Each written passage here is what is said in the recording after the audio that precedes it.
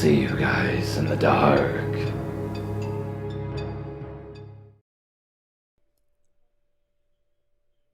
Four or 5 years ago, I met a complete nightmare. We will refer to him as Jay. I was working in a kitchen at my local tavern. I had left one industry a few years prior, and I was trying to figure out my next step before I wasted any money on schooling. I was taking my time and getting good at guitar and learning a thing or two about cooking while working in that kitchen. I had made a lot of friends back there, and I had liked my job, until they hired this creepy, psychotic line cook one day. He was around our age, and he had already become friends with my buddy M. I trusted M like a brother, and for some reason, I trusted his judgment on this guy. My first impression of him was not horrible. I just thought that he was some hippie dude with weird-looking tattoos, and seemed pretty chill. People had told me that I came across shy, and that I don't open up so easily. It had even taken me a while to open up to my current group of friends. I wanted to prove them wrong, so I welcomed Jay into our group with open arms. I typically worked on salads and prep. I kept begging our chef to let me work behind the line. He would let me run fryers on a slow night. He preferred male line cooks, and now I see why. Jay was back there running the grill, and I let the new guy show me a thing or two since he had been a line cook for quite some time. I was nice to him, and he volunteered information about himself. He asked me what I liked to do for fun, and I told him that I played guitar. I love talking about music with everyone, so I mentioned a few of my favorite bands and my favorite guitar player. I hadn't hung out with anyone in a couple of months outside of work. We had just ended busy season, and I usually am too beat up to do anything after work. Jay offered to take me fishing. I was unsure, so I asked my friend M if he thought it was a bad idea. Him and his girlfriend both told me that he was a great guy, and that I have nothing to worry about. I told Jay that I would go only as friends. He said that was just fine, just being friends with me, and that later we could meet up with M and C. M's his girlfriend. I ended up getting a late start that day, and I was a little late. I received a call from Jay, and he spoke to me in a stern voice. "Where are you? You said that you were going to be here at a certain time, and you're not here." I did not understand how he could be mad at me for being late. I have had friends show up 20 minutes late, and I didn't care. If anything, I would call to make sure that they were okay and hadn't gotten into an accident or anything.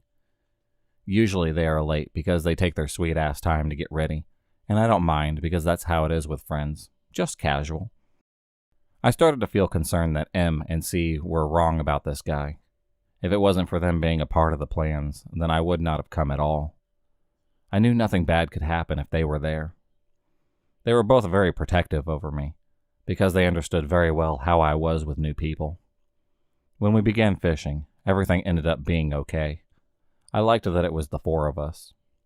I avoided drinking alcohol, since I still felt like I could not let my guard down. I also carry a knife everywhere I go. You never know what can happen. The next day that I worked, I walked into the kitchen, and I hear Jay yell, "Hi, Sabrina," loud enough for the whole building to hear. I was mildly annoyed, but I was not comfortable enough to let him know. I let out a quiet hey and began working. I noticed that he kept staring at me, and it began to make me feel uncomfortable. Some of the other line cooks noticed that he seemed to pay a little too much attention to me.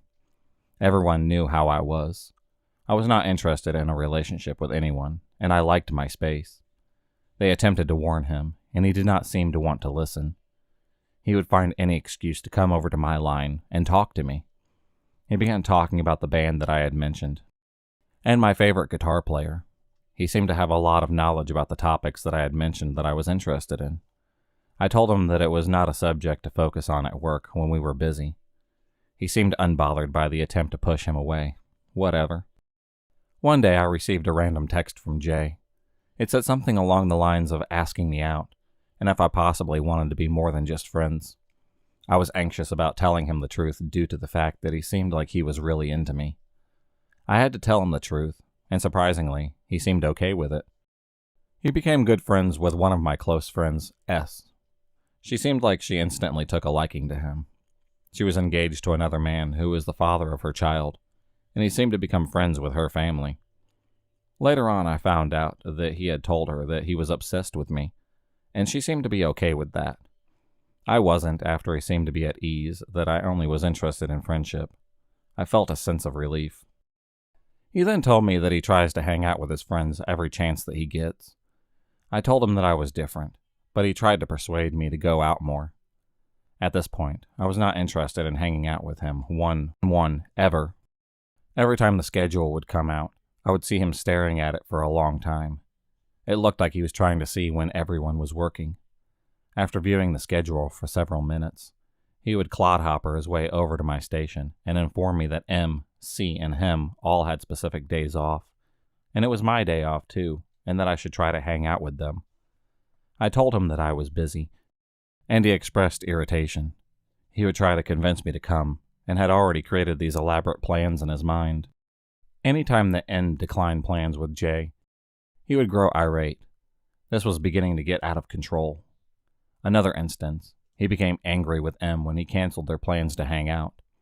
I witnessed him texting M saying, "Are you sure you don't want to hang out today? I was really looking forward to it." J knew that I enjoyed hanging out with M and C, so that was his plot to get me through to them. Later on in the story, M informs me that J was at his house at least 6 days a week, and most of the time he spent it talking about me. No wonder why the guy canceled on you all the time. He started showing up to work wearing t-shirts with my favorite guitar player on it. It seemed like every day he would show up with a different shirt on him. I could tell that he was trying to get me to notice it, and I was not sure how to react. I also used to braid the strands of my hair by my temples. I have naturally curly hair, but for some stupid reason, the hair on my temples do not curl as much. So I would braid them. He commented on my braids one day and told me that he did not know how to braid. I told him that it was easy and did not think much of him asking me. I then overheard him talking to my friend S a couple of hours later. "So you have to teach me how to braid. Can I come over to your house and you can show me?" I heard them conversing about making plans to teach him how to braid. "Really, S? You are a mother of a small child, and you are teaching a 30-year-old man how to braid?" I don't know. The whole thing sounded pretty strange. The very next day, he comes to work with braids exactly like mine. Okay. Then I noticed him staring at my uniform shirt. The tavern I work at has several different styles of shirts for our uniform, and we all sell them to the public.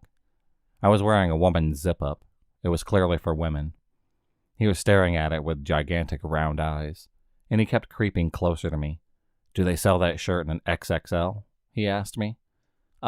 This is a woman's shirt," I stated, trying to control my attitude. The other line cooks kept complaining that he was not doing his job, because he kept bothering me. It was extremely embarrassing. He would also go out of his way to have his smoke break when he knew that I was just arriving to work, so that he would see me walk in. I didn't like the fact that this guy seemed to be okay with just being friends, yet he was still trying to act like he was my boyfriend. Eventually I became abrasive with him. The situation kept escalating into psychotic meltdowns. Sometimes it is hard for me to control my facial expressions when I'm irritated. My face can look like I'm homicidal, even when I'm just slightly annoyed, especially when it comes to overly persistent guys who cannot take a hint. Sometimes I would react to Jay in a negative manner, and the other cooks would tell me that he goes outside to smoke a cigarette and bawl his eyes out. This was stressing me out. I did not like being the center of attention. When I would walk into work, they would be in the middle of a rush. I could see Jay out of the corner of my eye pause at everything he was doing and just watch me walk in. I said something to my boss, and I heard Jay yell, "What did she say?" Like, who cares? I wasn't talking to you. Whatever it was that I said did not concern him. I cannot remember what I said. Maybe just, "Hello, chef." Our new manager approached me and asked me how I was. I told her that I was okay, but she pulled me off into her office. Several other girls were in the office as well. To this day, I am not sure why they all wanted to be involved due to the fact that this was only concerning me. Another girl that had experienced sexual harassment from another cook, who no longer was employed there, was standing in her office. I don't know why she wanted any part in this. She didn't even talk to me anymore. I'm going to call her CP. Jay had never said anything sexual to me, thank God. But AP, the manager, considering any unwanted attention to be harassment. I told them not to say anything to him, because I was afraid it was going to make things worse. I informed the girl that I was not interested in him, and he was getting on my nerves. I also stated that he never said anything too flirtatious. He just seemed to pay too much attention to me and my interests.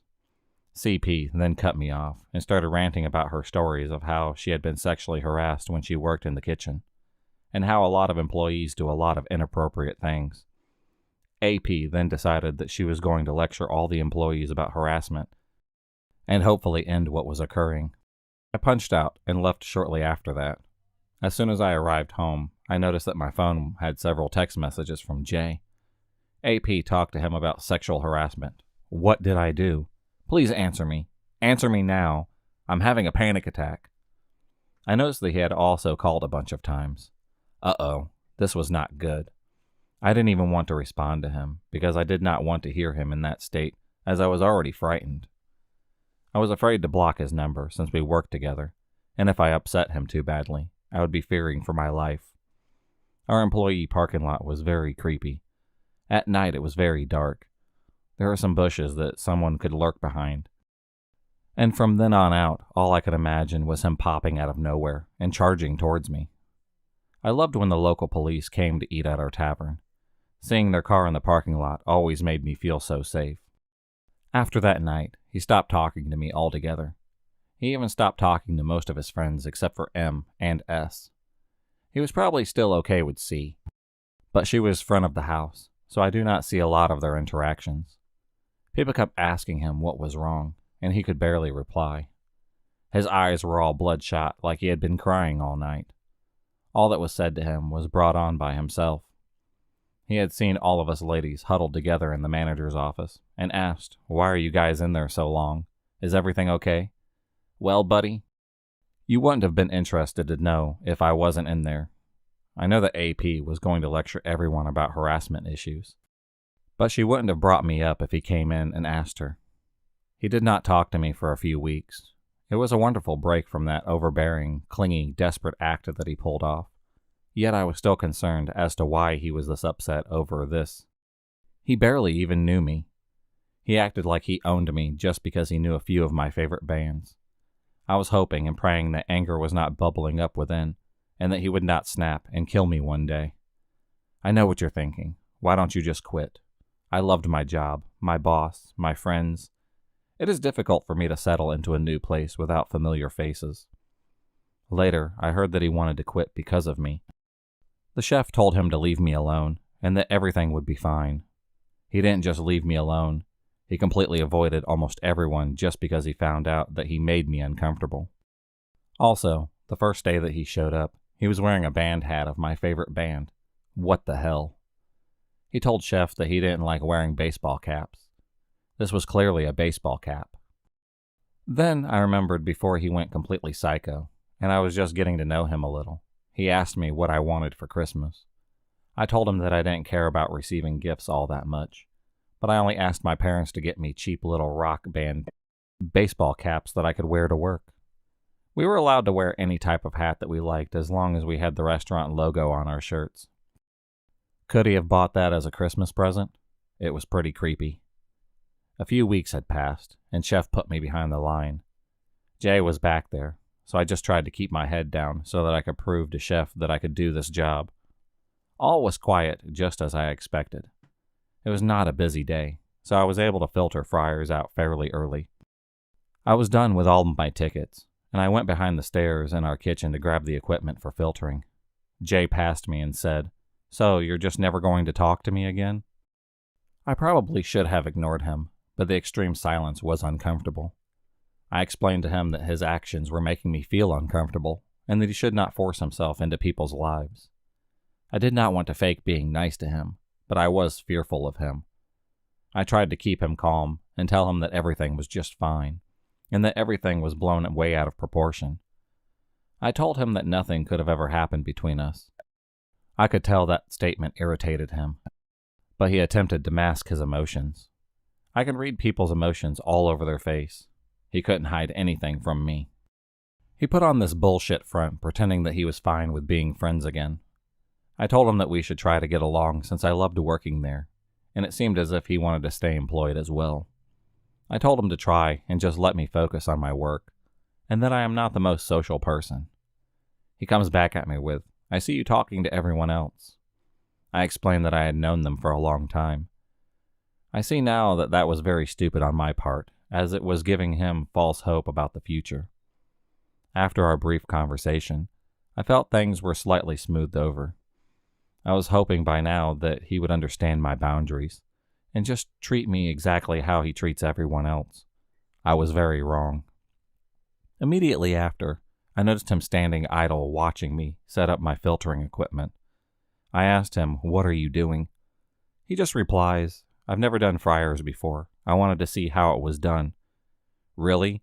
In your 10 to 15 years of cooking, you've never had the chance to learn how to set up filtering equipment?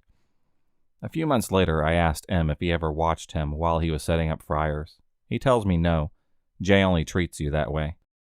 Jay starts to blab off about things that he knows that I'm interested in from before. He tells me that he wants to learn how to play guitar now, and he was going into detail about what type of guitar he was going to buy. All the equipment that he wanted to purchase. He kept asking me if I knew what a specific brand was, or what types of strings I use, and whatnot. Keep in mind, filtering out the fryers is extremely dangerous. If I set something up the wrong way, things will go completely sideways. Filtering fryers requires a few tedious steps, and if you do not do this daily, it is easy to forget these steps. Since I had only been on the fryer station a couple of times in the summer, I could not remember all of the steps because it had been a couple of months. Completing this task required deep concentration until I got back into the motion. I could not think with him flapping his lips and asking me millions of questions. It is bad enough that I already have a terrible case of ADD. I told him to leave me alone, please, while I'm filtering fryers.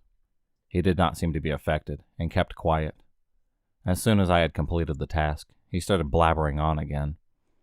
I acted uninterested, and he bluntly asked, "You don't want to talk to me, do you?" "No, ya think?" I guess I'm back where I started. I have to put up with Crazy Jay following me around the kitchen asking me a bunch of questions, trying everything in his power to hang out with me. I felt like I couldn't even hang out with my friends M and C anymore because I was afraid that he would be there. Sometimes I would go hang out with them somewhere, and he would just show up. S was totally on his side. I was starting to wonder about her. She would have me take her to another local pub on the other side of town, and then he would be there. I could tell it was planned because she had me open up Christmas presents from her up there, and earlier I had heard him tell her that he wanted to see my reaction when I opened up her gift. What the hell? It was a record from an album that I liked from the 70s. Everyone who knew me knew that I was obsessed with this particular band, so naturally it became his obsession too. He even had her record my reaction on her cell phone. All his idea. That night at the pub, 2 different guys started talking to us. I talked to one of them for a little while. He had a unique name, and I commented on it. We started talking a little bit. I could see Jay out of the corner of my eye, snarling at this dude. This bar usually has a karaoke on particular nights too. One night, quite a few of us were up there doing karaoke. I don't really like to sing, but the woman who runs the karaoke lets me plug in my guitar, and I just play along instead of sing. I would normally have my friend M sing along instead. His voice is phenomenal. One night I went up to play a tune, and in the middle of the song, I lost all of my sound. I was up there with someone else anyway, so I just sat down at my table next to a cute guy. Jay was lurking close by. He crept up behind my shoulder and asked what happened. I responded with, "I really don't know." And before he could say anything else, I turned to the hottie next to me and started talking to him. I could hear Jay trying to peel me away from this dude. Sabrina. I just kept ignoring him. He was getting fed up, so I turned and said, "What?" in an impolite manner. He accused me of cutting him off and brought up the fact that I don't like to be cut off, so I'm basically a hypocrite. He was basing this off of an incident that occurred between me and the sous chef when he cut me off, and I explained to him that I did not appreciate that. Jay overheard and took note of it apparently. I told him I thought that he was done talking and that I was busy. The attractive guy that I was talking to lost interest. He probably thought that I was dating Jay. Ew. Jay really screwed that one up for me. The week of Christmas, I had participated in a Secret Santa gift exchange. I had already received my gifts, and I had given mine to my friend Kay. I noticed that there was a big red box at the end of the drive bar at the back of the tavern. It had my name on it, and I wondered who it was from. I knew that I had already gotten all of my gifts. We were not allowed to spend over a certain amount. It didn't say who it was from, but my so-called friend S ended up spilling the beans. Yep, it was Jay. Great. He lurched up towards me and told me to open it. Is it a bomb? I joked. I told him I would open it up later. Frankly, I was terrified of upsetting him again. I had no idea what he would do. This was totally unfair because I loved that job and didn't want to leave. Did I have to pretend to accept it? I told him that I would open it later on. I opened it in my truck when I was waiting for it to warm up. There were at least 15 items in this box, all related to the particular band that I mentioned that I liked. There were necklaces with their logo on it, a couple of shirts, a hoodie, all kinds of hippie jewelry. A lot of it looked like stuff that I would wear too, as if he was paying attention to my style. I did not bring them into my house. The next day he crept up on me and asked me when we were going to hang out. I basically told him that he couldn't buy my affection, and if he was expecting that, then he might as well just take everything back. He shut up immediately and did not talk to me until the spring. Things were back to being awkward and silent again. This time he was still talking to everyone else in the restaurant. At least he wasn't letting me ruin his life. It made me feel a little bit at ease, but every now and then he would make a rude passive-aggressive remark about me where I could hear it. It would sound something like this. I don't know if you noticed, but some people around here don't know how to do blah blah blah, or something really dumb like, someone I used to think was a lioness is actually a warthog. Who says that shit? It's lame. He would go out of his way to avoid being near me, which was exactly what I wanted. All I needed was the snide remarks to end, so I just did my job and didn't look at him. I found the entire act to be extremely immature and pathetic. I would dread the days that he would work behind the line for breakfast or lunch when I was on prep. At the end of each shift, I would have someone walk me out to my truck if the police were not out there. This irritated him, and I could tell. When spring arrived, we began to get slammed again. Chef let me help M behind the line again. M said that he saw an improvement in my skills back there. They hired a new guy, and everyone was giving him shit about being green. I was nice to this kid, but he eventually ended up quitting because everyone else hurt his feelings. Jay was especially mean to him and tried showing off in front of everyone how much better he was than them. It was around this time that Jay finally removed the stick that was up his behind. He was speaking to me yet again. We had to work alongside one another, and obviously we had to communicate. At first it seemed as if he was over me. I was not overly nice to him to ensure that he never has the chance, and did not want to lead him on for his sake, and mine. I treated him like I would treat anyone else, especially because of his past behavior. He started his bullshit again when he saw another coworker hug me. This guy was not attractive at all, and we were just friends. I saw him notice and react to it. Hours later, it was about time for me to clock out. I had gotten a ride that day from my mom. I do believe that my truck was getting work done on it. When I don't drive, I usually have a beer or two. I take this as my golden opportunity to drink since I was too afraid of getting a DUI. As I mentioned, our town always seemed to have lots of cops. I walked up to our roof deck and ordered a beer, sat with a few of our servers.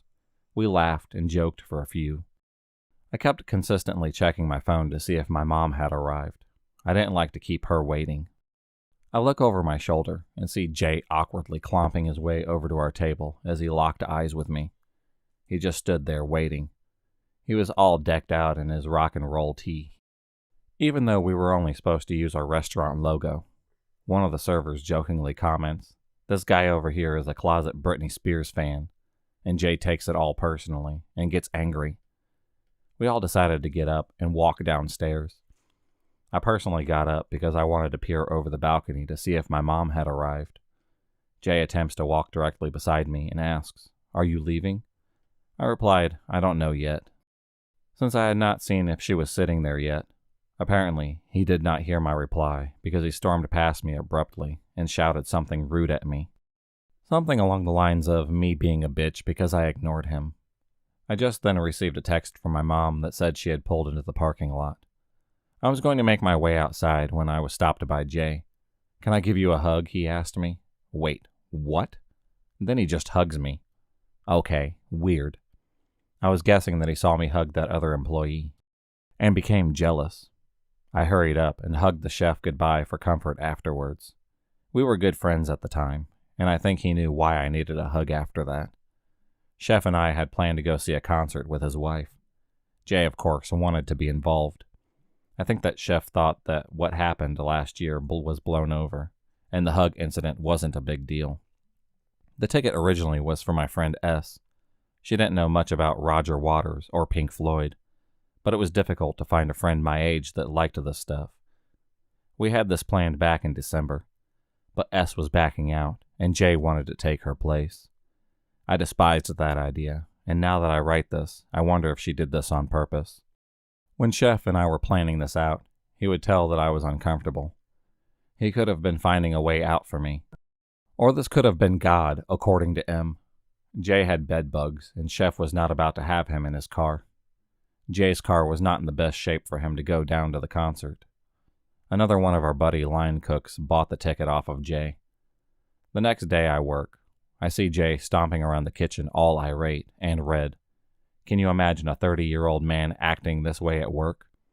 The sous chef asked if he was okay, and he screamed, "No, I'm not okay," like a third grader. His behavior was frightening, because I had noticed him shaking in a rage-like fit when I tried to begin to explain what had happened. All he did is shout, "Don't even talk to me." The entire restaurant heard him, customers, and all too how embarrassing. He was working on the roof deck that day, thankfully. The food runners had told me that every single time they had to run something upstairs, he would say some horrible things to them about me. A couple of really lame, stupid statements such as, "I know what a good job for Sabrina would be up here, to kill all of the flies. Good one, buddy." We also had a phone that we could use to call upstairs for product, or vice versa. Anytime I, or other females that sounded like me, would answer the phone, he would be extremely rude. He would specify to the person on the other end of the phone that he did not want me to run any food up. Why would I want to? It was not even that busy upstairs, but he would lay on the ringer. It would continuously ring, and I nervously picked up the phone. My hands were shaking so badly that I dropped the phone. I thought that it had hung up, so I hung it back up on the wall. I was sure that I broke the darn thing. Anyways, he comes downstairs screaming at the top of his lungs, calling me a dumb bitch, asshole. There was no way that I could explain what had happened, and he probably deserved worse than that. The poor baby should have just called downstairs again. The sous chef asked me why I hung up, and I told him what happened. I was frazzled, annoyed, and upset. The phone had slipped out of my hands. I felt strange for the rest of the day. My head was fuzzy. I had went into a strange shock and could not focus for the rest of the day. After work, I texted him and explained that Chef did not want him in his car due to the condition of his house. He did not want bed bugs in his new vehicle, and it didn't have much to do with me. His best friend, M, was the one who was trashing him to Chef. Later on, I found out that Chef had just told him that he couldn't ride with him, because his wife and I had already made plans in the area close to the concert.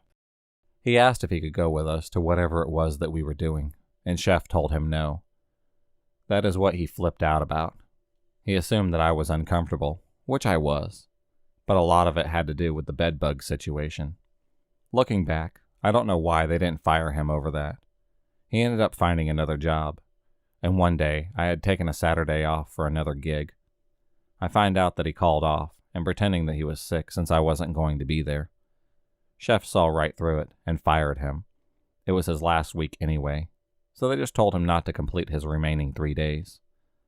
I still cannot believe that they did not take this action sooner. They could have just let him go and made it about something else for my sake. It has been 3.5 years, and thank God I have not seen Jay. I hear that he lives a few towns over and doesn't have a car and sells drugs out of his house. I hope to God that I never run into him again.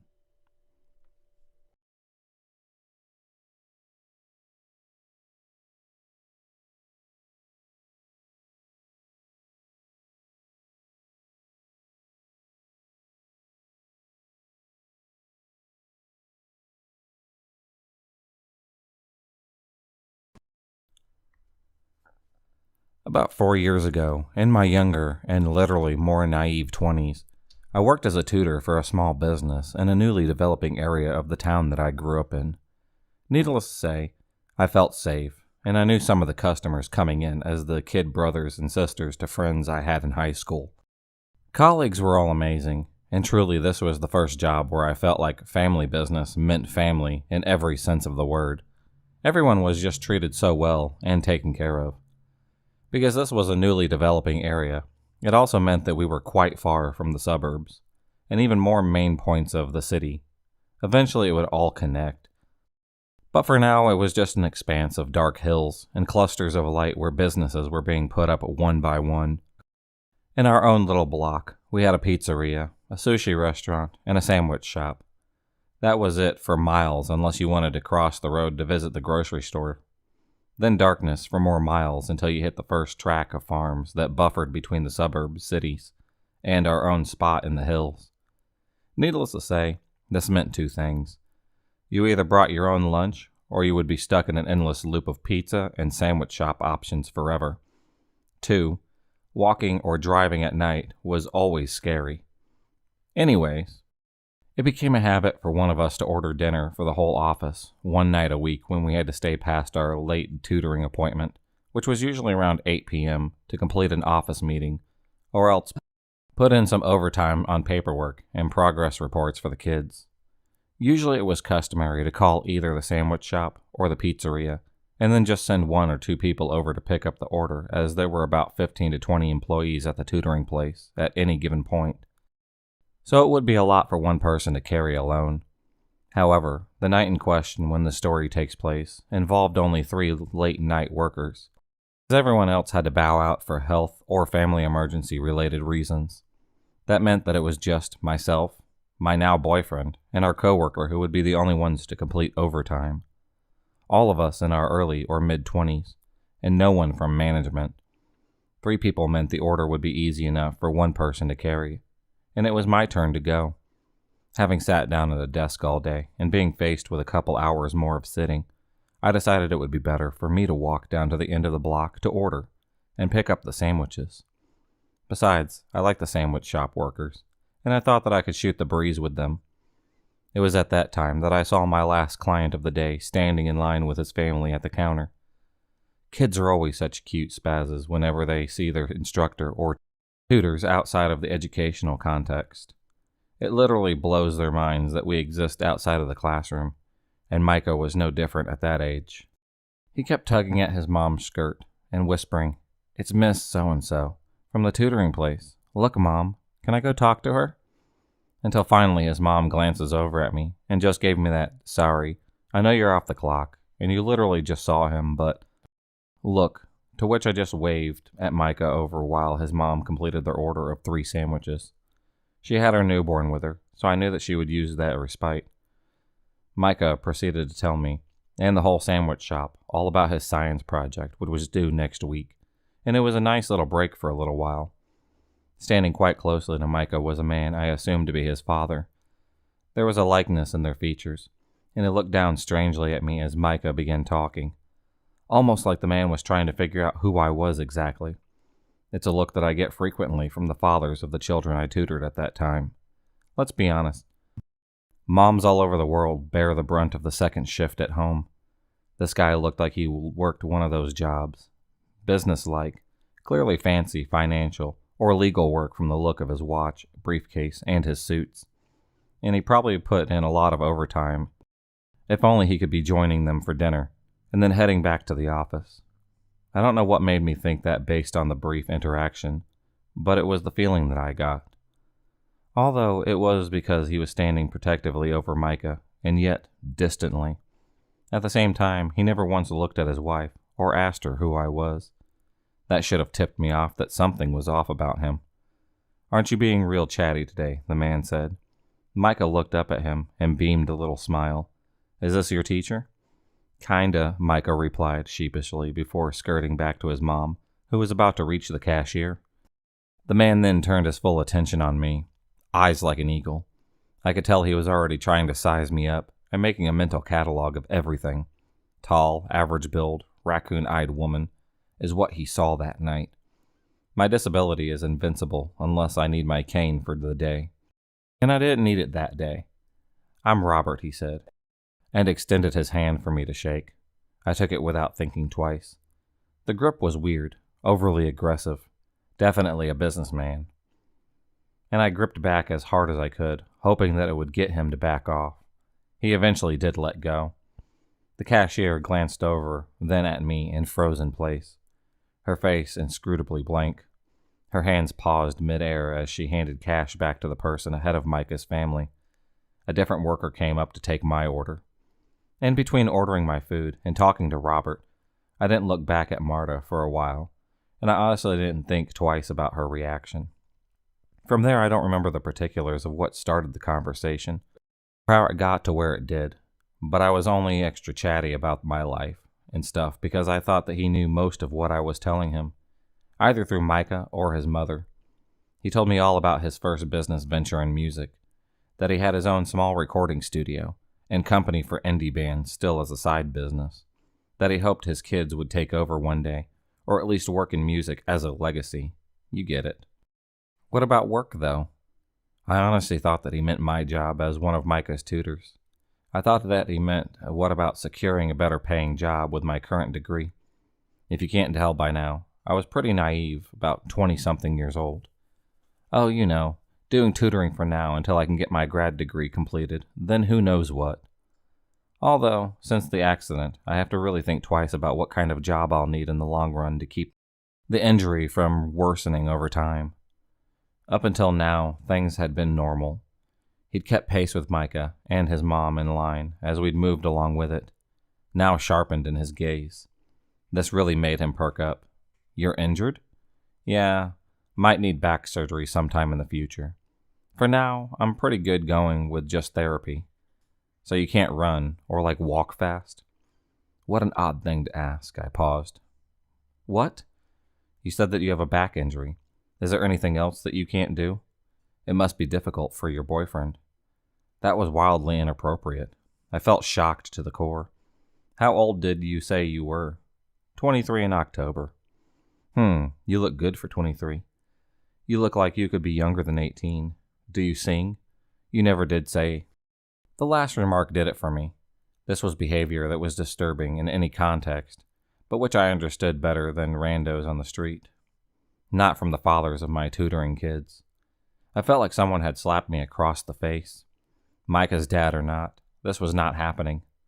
At that point, I turned to complain to Micah's mom. And that's when I saw them leaving. The bell above the door tinkled. Micah and his mom were walking out. Their sandwich bag is in tow. Micah, sweet boy that he was, shouted out, "Bye! Bye!"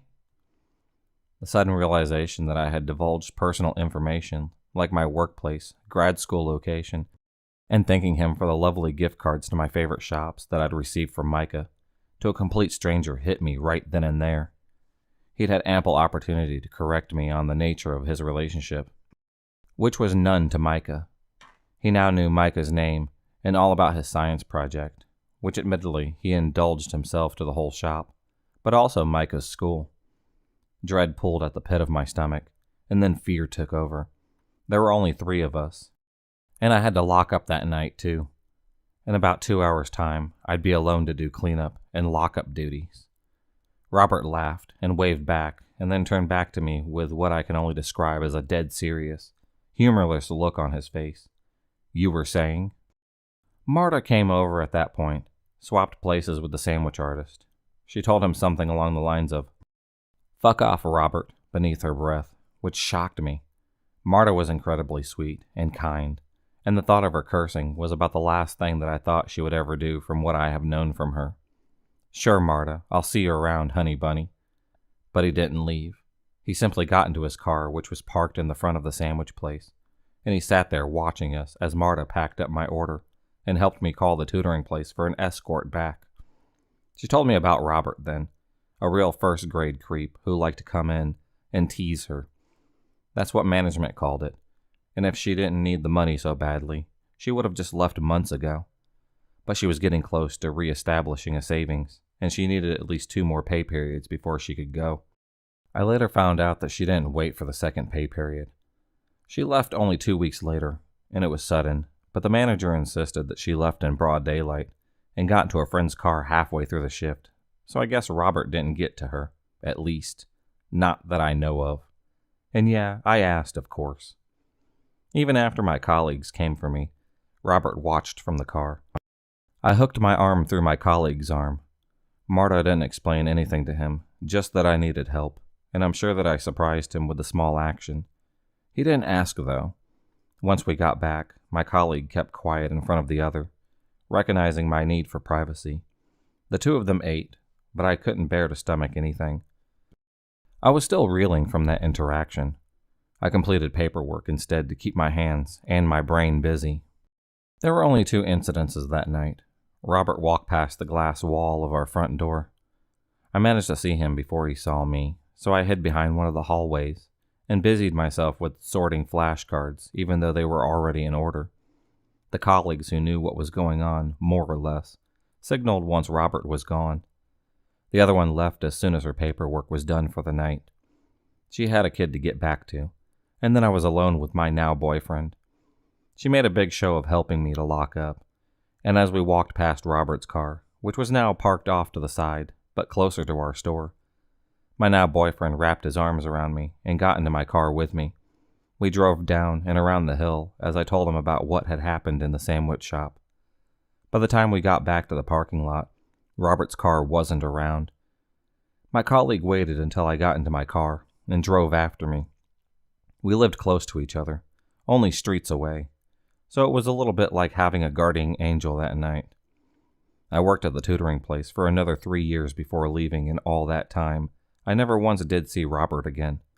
But I can't drive past that tract of land, no matter how different it looks now, without thinking about that awful, awful conversation. Sometimes I lie awake at night and wonder if something about him is a lie. Is his name really Robert? Does he really have a music record label company? Or are these things he tells young girls to gain their confidence and then really hurt them? So, fuck off, Robert. Also, I hope he isn't preying on young women.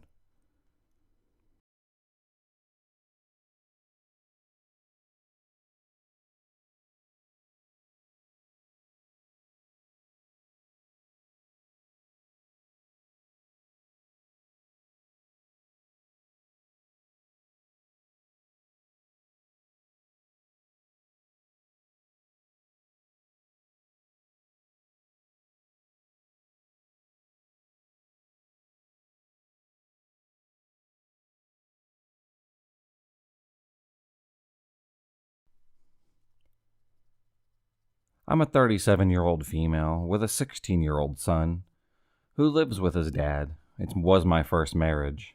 And a 3-year-old daughter who lives with me and my now husband. I also have a 19-year-old stepdaughter who is pregnant and due any day now. Lives about an hour away with her boyfriend and mom. We live in an apartment complex, and there are about 5 buildings in our grouping. 2 apartment buildings and 3 buildings that are townhomes. And across the street is set up almost the same. So our townhome is across the parking lot and looks directly at one of the apartment buildings. The person that I'm going to talk about, his apartment is directly across from ours. And you can see into my daughter's room at night if the blinds or the lights are on. This gives you an idea of what the layabout is. Also, they are on the 2nd floor and have a balcony. Anyways, it is late, probably about 1 a.m. at night a few months ago, right before Christmas, and my husband and I are outside smoking a cigarette. All of a sudden, an old model Cadillac speeds into the parking lot, slams on its brakes, parking diagonal in the parking space. This guy, I still don't know his name or his girlfriend's name. We'll just call him Mike and her Tasha. Mike gets out of the car very pissed off. He's yelling at Tasha, and then he practically rips her door off as he is opening it. Mike is yelling her to pick up something. Whatever it is was on the floor of the car. They were not going to be quiet about it, so he starts throwing stuff at her. It looked like popcorn or something. Tasha is upset, starts to walk away, like away from the apartment and towards the road. Mike goes after her and is still yelling. He grabs her by the hair and throws her down to the ground. She starts screaming. Mike then notices that we are outside and tries to act all nice to her and to help her get up. He's practically dragging her by the arm back to the car. At this point, my husband goes inside to call the police. I stay outside to make sure I can see what apartment that they live in, or that he doesn't hurt her again, just to keep an eye out while my husband is on the phone. He throws a drink on her and in her face. She goes upstairs, and he chases after her. I see a light go on, and you can see the shadow of them upstairs. Now Mike has never turned his car off or shut the doors of his car. I walk inside. My husband hands me the phone, and I gave the police the rest of the information that they needed. We wait until the police come, and then we go upstairs to my daughter's room to see what is going on and to see if the police are going to come over, as they usually talk to whoever called. So they are looking at his car and really checking it out, like searching it. I don't know if where I live, if the person that you assaulted needs to file charges for you to be arrested, or if it just appears to be a domestic violence that you automatically get arrested. But anyway, Mike and Tasha end up coming outside. She looked over. He is handcuffed and taken away. She goes back upstairs. This is where things start to hit the fan. Remember, I said that I have kids, and it's around Christmas time, so all of my two are here.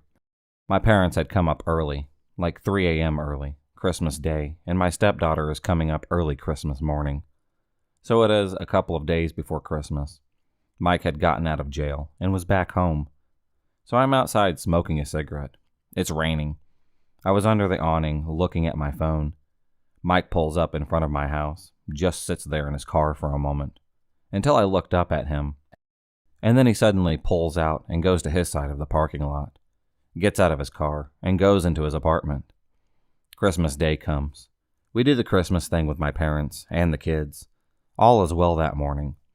I have my concealed carrying permit, and my dad had bought me a gun for my birthday a month earlier. But since I hadn't had my permit yet, and it was still in his name, he decided to bring it with him, so I didn't get any trouble transporting it over state lines and all of that stuff. So I get it for Christmas, but I put it up in my closet, locked it up when he gave it to me, because of the kids, and I figured that I would get back to it later. So Christmas Day, late afternoon, it was unusually warm this time of year, so the corner store was opened, and I walked down to the store. I can see the store from the back of my townhouse. So I'm walking. Mike is driving towards the apartment complex. He slows down, honks, and then waves. I'm not scared. I'm annoyed. So I flipped him the bird and carried on. Nothing happened for a few more days. At this point, I have been a little more aware and have told my husband and parents about Mike and his weird behaviors. I know this all started because my husband called the police.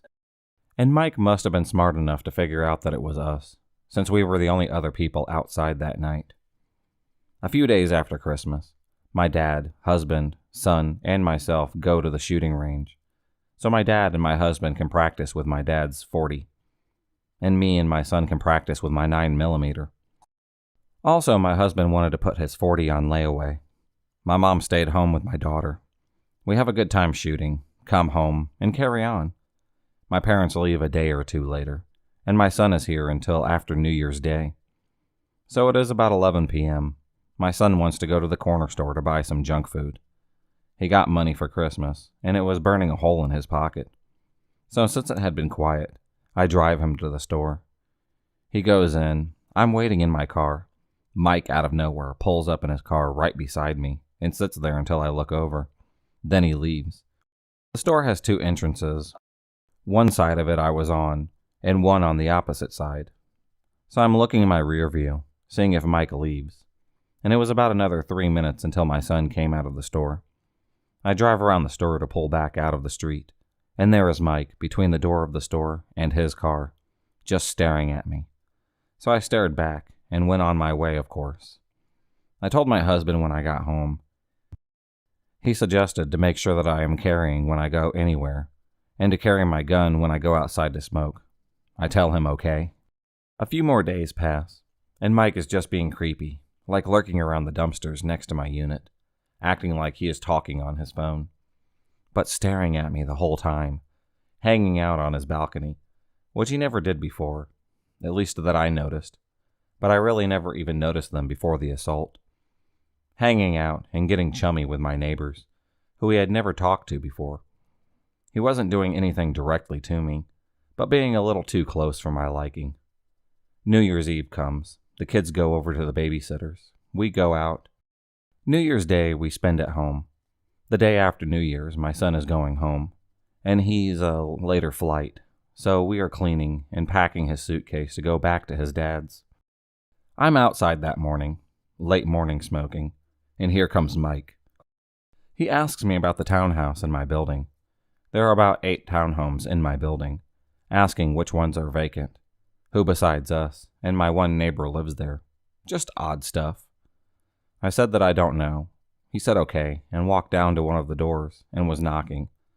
I don't know if that unit is vacant or not. I go inside. About an hour later he knocks on the door and then walks back down to our walkway, standing by our car. I see through the peephole that it is him, and send my husband to answer the door. He starts asking my husband if people can listen to his phone calls and read his text messages if he is connected to Wi-Fi. Then he starts to ask him about some truck or van in the parking lot behind our apartment. My husband told him no about the phone, and he told him that he had no idea about the truck, and then he leaves. A few minutes later, I go upstairs to get dressed. I look out the bedroom window, and Mike is in the strip mall parking lot staring into my bedroom window, which it is daytime. I am sure that he can't see much. He sees me, and then he starts walking towards the parking lot, just looking shady. I call my husband over. Mike is gone by the time my husband gets to the window. A few hours later, we leave to bring my son to the airport. We are gone about 6 hours. On the way home, my stepdaughter calls us asking what time we are going to be home, because she was supposed to come over, and her dad was going to teach her how to make this gumbo. I said that we would be home in a couple of hours. She said that she is going to go shopping at the nearby mall for some baby stuff and head over to our house closer to when we should be home. She had her boyfriend with her as well. So we get home, chat for a minute, and then she is helping her dad make gumbo. I'm making small talk with her boyfriend because we don't know him very well. He is kind of a goober.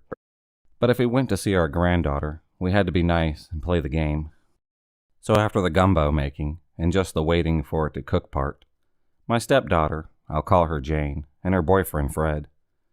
Anyways, Jane steps outside with me to chat, and my 3-year-old comes out with us. It's dark outside, but we have lights, and my little one knows not to leave off the steps. So Jane and I, and my youngest are standing outside chatting. Mike pulls up in the parking lot space right in front of us, turns off his headlights, his car, and just sits there. So I open the door and get my 3-year-old inside. Fred is peeking his head out the door. He starts to step outside. My stepdaughter is going inside. Now that a male is outside, Mike starts up his car and honks, waves, and then leaves to his side. I tell my husband. He goes outside with my gun and watches for a few. Comes back in. We eat. Jane and Fred leave. We put our 3-year-old to bed, and I keep watch for crazy-ass Mike for most of the night. I am literally mad, scared, in shock, and just all pissed off.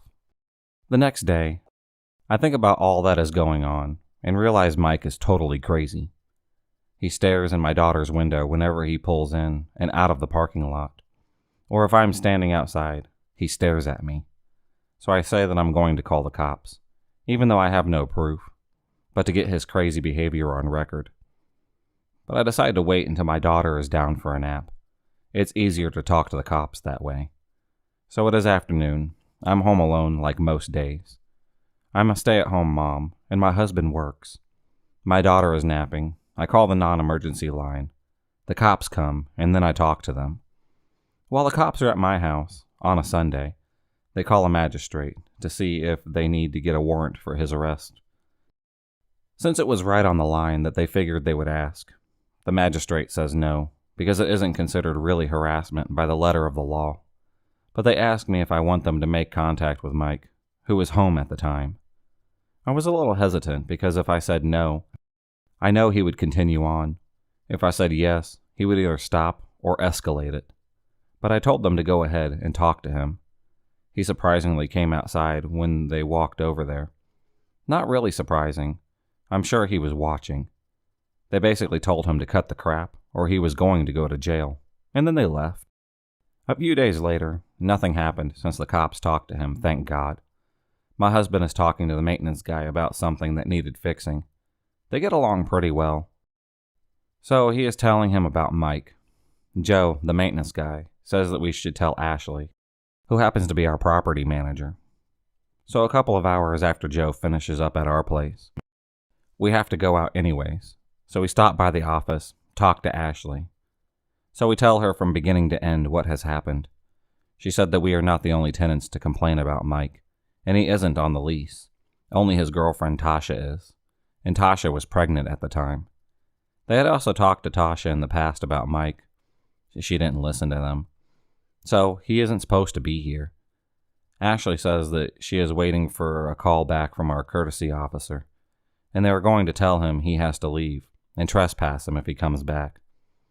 Ashley isn't one to do her job, and I doubt she actually had anything done, because a few weeks later she got fired and a new company took over the property. But since Mike no longer bothered me, I left it alone. Everything has been fine since then. Tasha had her baby about a month and a half ago, and he is still there, with her and the baby.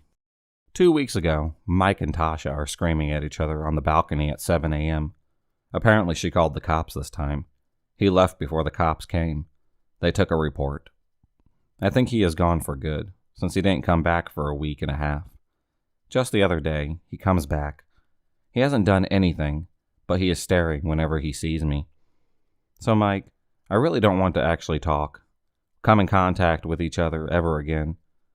Stay on your side of the parking lot, dude.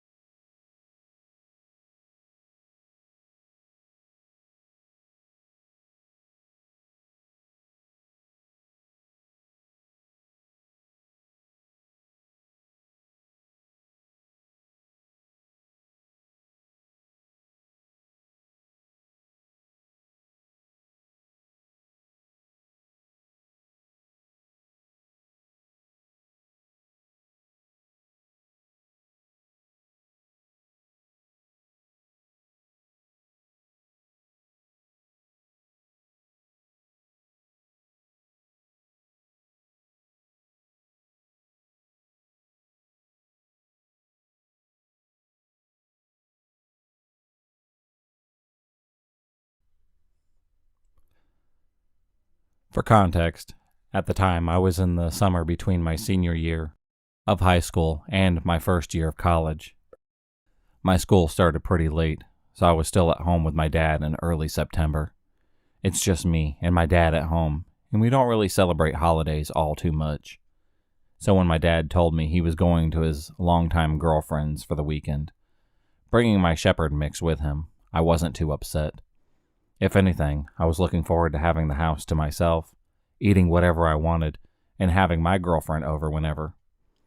My dad lives in a sleepy beach town on the East Coast, in a pretty touristy area that's deserted in the winter, but gets really packed in the summertime, especially with wealthy big shots from the city. As a vacation town, we're pretty used to loud parties, but usually by Labor Day, all the bennies have just left. It was the night of Labor Day, and I had just gotten off a particularly difficult shift at work. I work at a vet and kennel, and even on holidays, someone needed to come in to take care of the animals. I made dinner, checked in with my dad, and tried to go to bed around 10 p.m. My block was pretty quiet, but there was one very loud party at the house 2 lots down from mine. It was loud enough where I, exhausted as I was, and notoriously good at falling asleep under any circumstance, would not sleep for the life of me. An hour or so passed like that, and I eventually decided to call my dad to see if he had my neighbor's phone number. He said that he didn't, and that even if he did, he wouldn't want me talking to the guy anyways. Apparently, he was a lovely combination of obnoxious, creepy, and entitled, and I was alone in the house. Great. He advised me to wait it out until midnight, and if it didn't show any signs of slowing down, to just call the police and have them ask to quiet it down. I expressed some concern for that being rude, but my dad assured me that it was normal and probably expected at loud late-night parties. Sure enough, when midnight rolled around, the party was loud as ever. I really did consider walking next door to politely ask him to turn it down, but as an 18-year-old female in pajamas alone at night, I didn't quite feel comfortable approaching a house full of drunk men, so I waited an extra few minutes just in case. And then I dialed the police. They showed up maybe 10 minutes later. I watched from my bedroom window as an officer casually walked up to the door and knocked. No one answered, so he walked around to the backyard where everyone was. I could see the yard from my room as well. They seemed to talk for a little while, and the party slowed down. Relieved, I went to sleep. Maybe 15 minutes later, I was woken up by music that I swear was even louder than what had been playing previously. I climbed out of bed, put on my robe, and checked my window. There were less people next door, but the party was definitely going again. Irritated, I didn't hesitate this time before phoning the police. I was speaking to someone different this time, and he asked me for my name in relation to the house. I expressed some concern because the lady earlier didn't ask for one, but he said this was procedure and that he wouldn't be told who called. So I told him. I waited yet again. The second time it was much the same. The police came, knocked, walked around, talked to the guy. The music was shut off, and after the cops left, it seemed like everyone else finally decided to leave. By now, it was maybe around 1:30 a.m. I went back to sleep. I'm woken in the middle of the night by a doorbell ringing. You should know for context that my dad's house is an old boathouse that must be at least 100 years old, and the doorbell is a literal bell, like a school bell. It sits on the wall at the top of the stairs. More context, the house is 2 stories, and the stairs are directly in front of the front door, meaning when you walk up to the door, there will be a wall to your left, an entrance to the bottom floor living room to your right, and the stairs directly in front of you. This also means that the stairs are the first thing that you see when you look through the glass. My bedroom is on that second floor. As was previously mentioned, I'm 18, but often get told that I look and sound much younger. In my senior year of high school, I got mistaken for a freshman by several freshmen when I offered them directions, and I stand about 5'5". On the night of Labor Day, I was wearing nothing but underwear and a short pink bathrobe. My family and even my dog were 2 hours south. I was probably the most vulnerable-looking person on earth. The thing with the doorbell is that he didn't just ring it. He was holding it down. Remember that terrible headache-inducing ringing from school fire drills? Imagine being woken up to that on repeat in the middle of the night. I climbed out of bed, put on my robe, and went to investigate, leaving my cell phone upstairs and not thinking to bring a weapon of any kind. I go to the top of the stairs, flick on my lights and the outside lights, and I see my neighbor standing outside, his fingers on the button and his face absolutely furious. Let's call this lovely man Dave. Dave is maybe 6 foot tall and easily over 200 pounds. He's bald, red in the face, clearly drunk. His face is so close to the glass pane in my door that I can see his breath on it. You would think that at this point I would go back upstairs and ignore him until he inevitably got bored. But at this point, I was pissed off. Here was this asshole, throwing parties and ringing my doorbell in the middle of the night, slobbering on my door like I'm the one at fault. I put on my meanest face and stomped down the stairs. I don't know what possessed me to open the door. I really don't. Middle-aged white men make alarm bells go off in my head, and to be drunk on top of that, I blame being exhausted. So I unlock the door and open the door maybe 2 inches, and wonderful Dave gets his fingers in there and flings it open, slamming it onto my foot.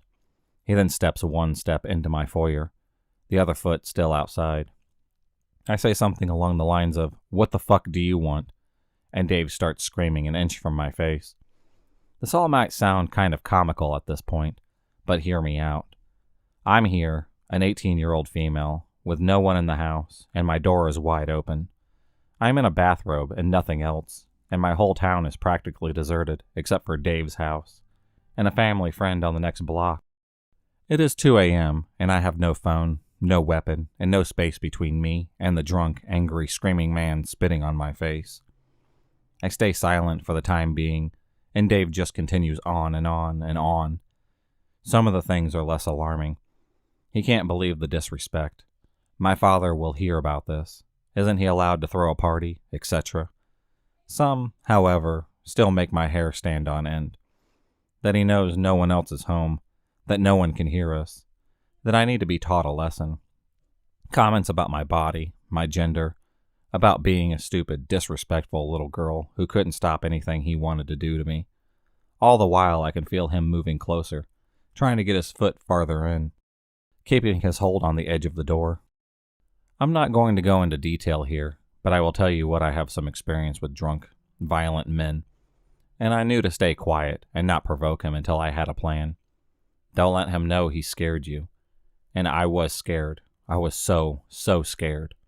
And just try to stay calm and wait for an opportunity. The opportunity came. Marvelous Mr. Dave let go of the door and readjusted his weight to move his hand between my face. He didn't look like he was going to smack me, so maybe to grab my chin? Luckily, I never had to find out, because as soon as he wasn't putting force on the door, I stomped on his foot and tried to slam the door in his face. He stopped me very briefly, but he was drunk, and I was full of adrenaline, so I still managed to close and lock it. I must have smacked his nose or something, because he stopped to clutch at his face and swear. But I didn't even get the chance to take satisfaction, because when he looked up and caught my eye, the look on his face made my blood run cold. He looked like he could have murdered me then and there. I've been through a lot of crazy shit, but that look absolutely froze me. Then he started running towards the side of the house. For more house context, there's 3 ways to get in. The front door that faces the stairs, where he had just had our face off. A back door that leads to a small fenced-off area where we let the dog out. And a side door a story up that leads to our, yes, upstairs kitchen, accessible through a flight of stairs up to a wood porch. I lock my doors about 99.9% of the time, but I didn't know for certain if I'd locked up that night, so when he started running, so did I. I got to the upstairs kitchen door well before him, being young, sober, and desperate, and confirmed to make sure that it was locked. It was. It's a sliding glass door, and since the indoor lights were off, I could see him coming up the stairs a good 20 seconds after I checked it. Dave starts yelling and tries to bang on the door with his bare hands. He does this less than half a dozen times. However, as it probably did hurt, he did keep yelling. I start slowly backing away from him and stand in the doorway, watching him, watching me. At this point, Dave gets quiet. It's unsettling for a few reasons. One, he's watching me through my door in the middle of the night, and my robe was probably falling off of me from my sprint through the house. And he still has that absolutely furious, murderous look in his face. 2, Dave is never quiet. I don't know him well, but I know that he's one of those guys. I don't know what he was thinking about, and I don't think I want to. Or maybe he was just in a drunken stupor. Who knows? I start considering my options for one very specific reason. The back door doesn't lock. In our defense, we live in a very quiet neighborhood where very little has ever happened. If I knew for a fact that friendly neighbor Dave knew about the door's existence, I would have run to it and maybe tried the chair at the handle trick, or something like that. However, it was also very possible that Dave didn't know that it existed. Like I said, it was at the back of the house, within a fenced-off area with some pretty heavy brush, not immediately visible. Also, the fence runs along the edge of my other neighbor on the other side of the block's property, and it looks from afar like it's a fence separating the two properties. Additionally, Dave's house is really only his summer house. He and his family spend most of the year in the big city, from what I can tell at least. And he spends so much of the summer and completely wasted that I can't really see him making any impressive observations. Again, this is hard to explain, but this part of the night had to be the scariest for me, by far. Him staring at me staring at him, knowing if he runs for the door, there might be nothing that I can do to stop him from getting in. But if I run for the door, he'll know for sure that it exists, if he doesn't already. My phone is still in my bedroom, and I'm scared to leave the kitchen doorway in case he runs while I'm gone, and I have no time to prepare. It's just a waiting game. After what might have been 20 minutes, but was probably about 5, Dave turns around and leaves, just like that. I hear him walking down the wood steps from my porch to the side lawn, slowly and calmly. I run downstairs as fast as I can to get to the side door just in case. But he never comes. Instead, he walks to my front door, holds down my doorbell for maybe 30 seconds out of spite, and walks home. I run back up to my room, watch him disappear into the house like nothing happened. The hysterics start somewhere around here, I think, and my memory is a little fuzzy from this point. I remember leaning against the wall and dramatically sliding down like in movies, sitting on the floor, fingers shaking while calling my dad, unable to speak to the point where I could barely communicate that I was safe, but that something had just happened. My dad told me he'd be right there, and made the 2-hour drive in a little more than an hour, while I went downstairs and sat on the washing machine, facing the back door that didn't lock. I was still exhausted, even more so by then, but every time I felt myself nod off, I got that image of Dave's murderous face and would jump awake. For a reason I don't really understand, I didn't call the police at this time. My dad and his girlfriend got there around maybe 3:30 a.m. with my dog, brought me upstairs, sat me on the couch to tell them everything. I didn't exactly. I told them vaguely that he had forced the door open and threatened me, and ended the story there. My dad asked me why I'd been in the laundry room when they came in, and apparently all I said was, "There's no lock." This is basically where the story ends. I fell asleep on the couch with my dad's girlfriend watching over me, and the next morning, the three of us went to the police station to report the incident. After I found out a few things, one was that as soon as I fell asleep, my dad walked to Dave's house and rang the much nicer doorbell until his wife answered. He then demanded she wake up Dave, and told Dave that he was going to take a walk with him. He refused, and his adult son smacked my dad in the face and threw him out. The next was something that I found out at the police station. At the time, I wasn't really worried about why Dave came to my house, just that he was there.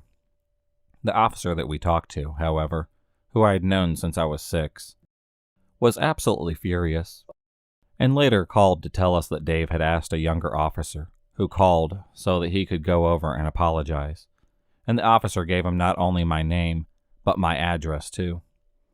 We wouldn't take any legal action against Dave given my minimizing account, and the fact that he had way more money for lawyers than us.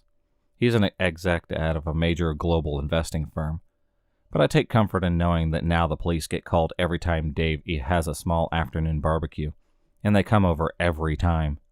Call me petty, but I take pleasure in the small stuff. I haven't told anyone the full story yet, of racing Dave to the door, wondering how long I had until he got in. There isn't much more to tell, except for the minor details that we finally installed a lock on our back door, and that I go to school on the other side of the country now. But regardless, Dave, for your sake, I'm definitely going to be prepared next time if you decide to try anything.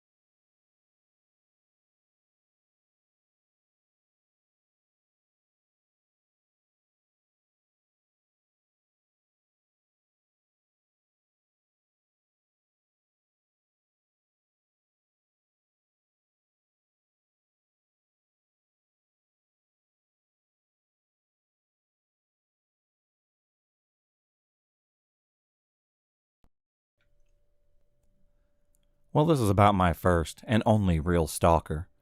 A couple of guys were uber pushy after, but this guy changed my worldview. Here is the story. When I was 17, I had some serious issues with my folks and moved out of the house.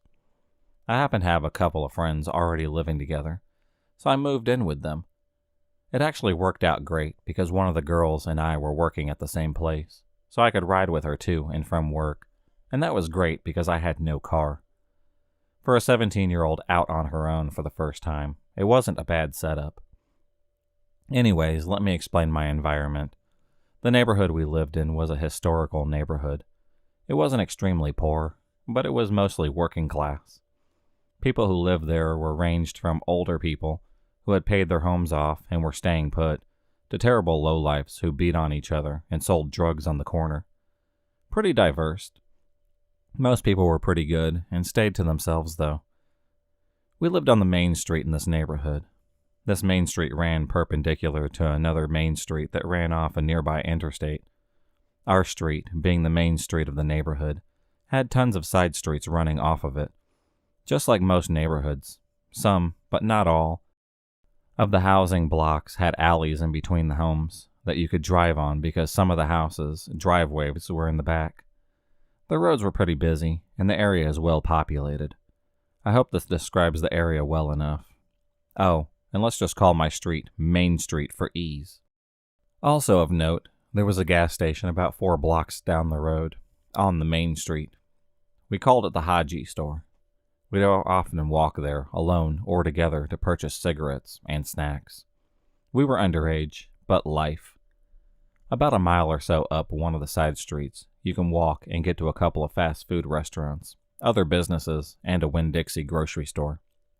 We'll call this street not Main Street, just for giggles. There was another busy street you could cross at the end of not Main Street to get to a shopping center, which I later came to work in. This will be important, I promise. Okay, back to me. As a 17-year-old, I thought I was pretty invincible. I was young and reasonably attractive, I guess, and therefore got hit on by guys a lot. Well, the house that we lived in had a great front porch with a swing. My friend and I would sit outside and smoke, sometimes go in the front yard, and guys riding or walking by would hit on us. No big deal. It was mostly harmless and didn't really bother us. We were used to it. We even had a guy buy us beer and cigarettes one day, and actually didn't expect anything in return. Legitimately, that was nice. Anyways, as I didn't have a car, I walked often. Sometimes alone, and sometimes with a group of friends. One day I was walking with 2 of my friends to the Haji store. As we were walking, a car drove past us, and kind of slowed down. But then it kept going. It was late 80s, early 90s model Honda Civic, and it was a reddish color with a green passenger side door. It drove up to the main busy road that off-street. And then it turned. We got to the store and bought our stuff. The store was just a few blocks from our house, so the walk took maybe 15 minutes to get there and back. When we came out of the store, we saw the same car pull up to the gas pumps. Still not worried, but the guy gets out and is staring at us. We didn't think too much of it and just kept walking back to the house. Now it was hot outside. We were all wearing short shorts. It's the South, damn it. And some variation of a t-shirt. I must mention that I have a tattoo of my name on the middle of my thigh, thus very visible when I wear short shorts. As we're walking, we're talking, laughing, just goofing off like teenagers do. We didn't notice, but the guy in the red car drove by on the opposite side of the road. When we were almost to the house, he drove back by us on the side of the road we were walking on. This time he stopped. He said something like, "Hey girls, I'm Marcus. What you up to?" We responded in some semblance of just walking. He asks, "What's y'all's names?" My friend's lucky things are able to throw out some fake names. He looks at my thigh before I can say a thing and says, "I know. You must be Caitlin." Shit. He was some kind of weird. Seemed like he was high on something that wasn't weed. He didn't seem drunk, just off. He was definitely giving off some bad vibes. I was too high or something to come up with something smart or clever to throw him off, so I was just like, "Yeah." He asks if we can get into something. We brush him off, and he drives away. So we go back to my place, hang out, smoke our cigarettes or whatever we wanted, and forgot all about him. Well, about this time, my friend that I ride to work with has decided to move out and stops working at the place that I work at. So I either have to find a ride or find a new job. I actually knew someone that worked at a pizza place in the shopping center up the road, the one I mentioned earlier. He got me a job, so I could walk to work back and forth pretty easily, and I knew the guy. Also free pizza. I was pleased. He was a cool manager, and there was also a really cool assistant manager who I got pretty close with. We'll call her Amy. I started working a lot and would walk back and forth to work most of the time. I would come in sometimes around 9 and leave at 1, then come back at 4 or 5 and work as long as they needed me. I made a pretty good bit of money. And at night, since it was kind of shady in the area, the delivery drivers would sometimes give me a ride home. It was nice. I was happy. Didn't think about the crazy stalker guy ever. He was thinking of me, though. One night, probably around 7 or 8 p.m., when it was close to dark, but not quite dark, I was walking home from work. I was on not Main Street, and it was kind of nice. There wasn't a lot of traffic or people, so I was just enjoying the walk, smoking my Newports. I noticed the car on one of the streets running off of Not Main. It looks vaguely familiar. After I pass it, I noticed the green door. Huh, I think to myself. That weird guy must live near here. Well, as soon as I passed that street, I was on the opposite side of Not Main from that car. I noticed that it was moving. The car pulled off, and I guess went off into another street. I kept walking and didn't really worry about it. He circled back around and headed up the street towards me. I was a bit nervous now. Why would he be circling? He passed me and then turned down another street and disappeared. I picked up the pace to get home, hoping that I wouldn't see him again. Well, no such luck. He circled around somewhere else and pulled up beside me, cruising along next to me. Pretty creepy. He starts to chit-chat, but I just brush him off. I tell him I now have a boyfriend, and I'm not interested in talking to anyone else. Often these guys say something along the lines of, well, he doesn't have to know. And he does. Which is annoying and stupid, and I tell him so. He gets a bit huffy, calls me a bitch, and drives off.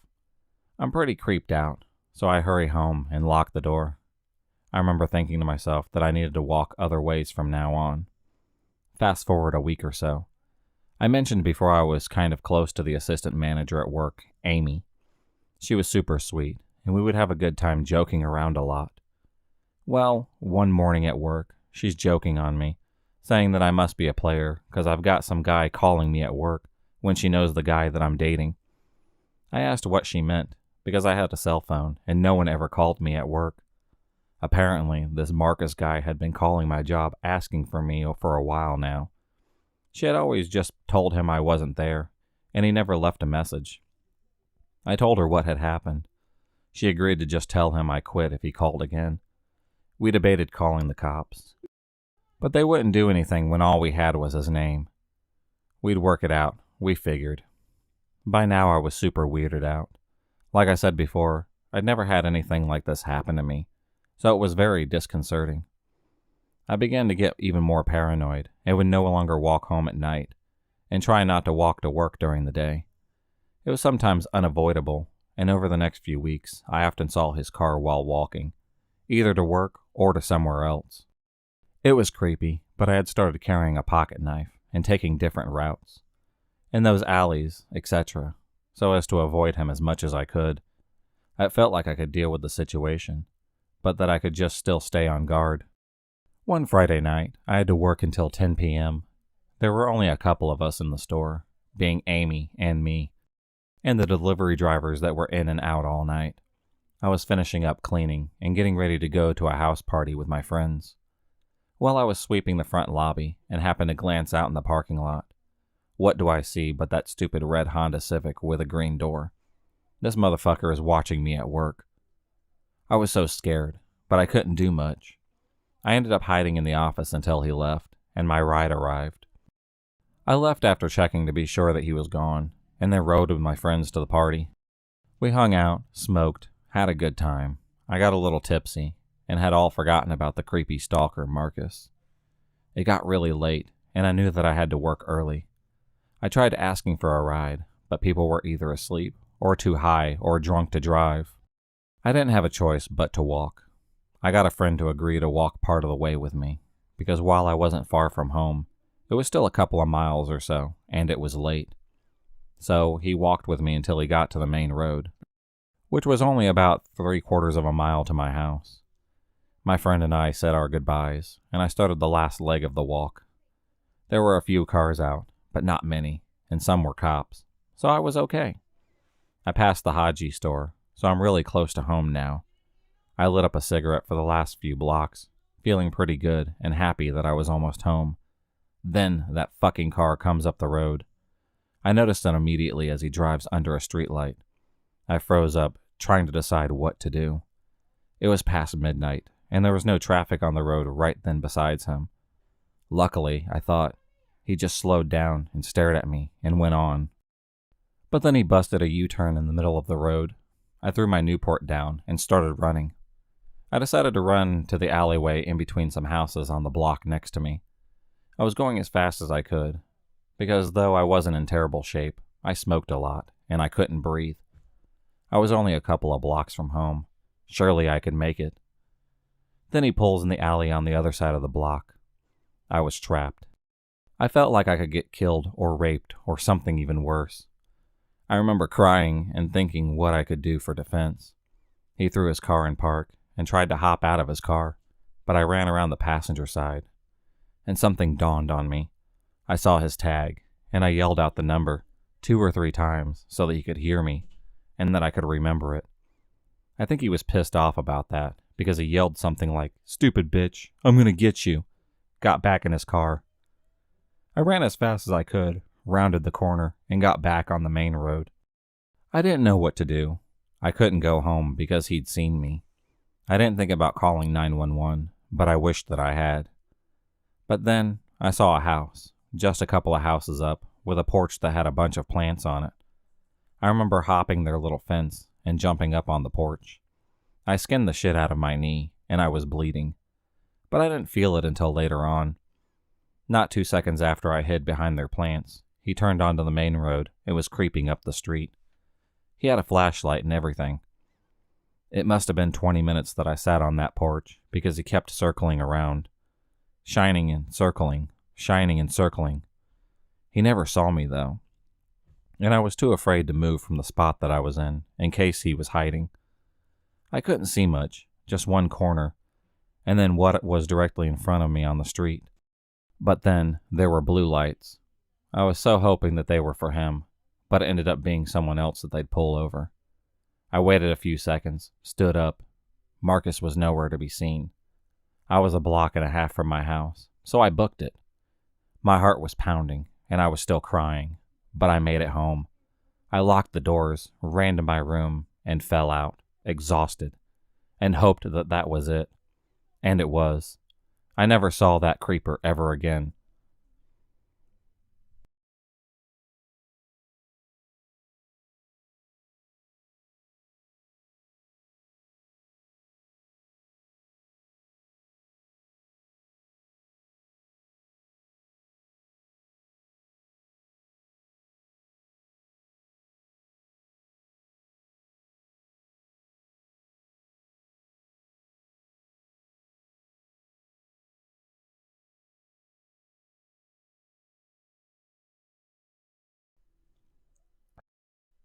I had blocked this story from my memory until my girlfriend reminded me of it a couple of days ago.